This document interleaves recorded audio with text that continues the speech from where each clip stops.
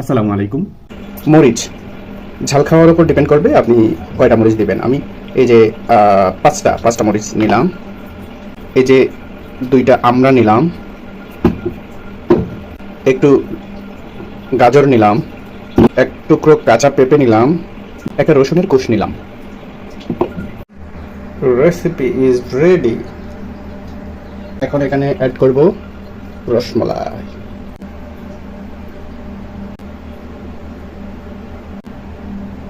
নিয়ে নিয়েছি রসমালাই, এখন মিক্স করার পালা। বেশি দিন সুস্থ থাকতে চাইলে এই ধরনের মিক্স খেতে হবে।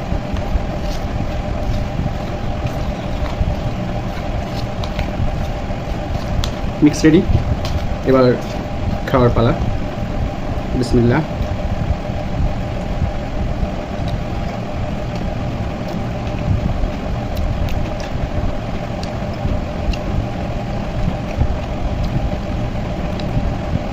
টক, মিষ্টি, ঝাল, রসুনের টেস্ট, গাজরের টেস্ট সব মিলিয়ে অসাধারণ।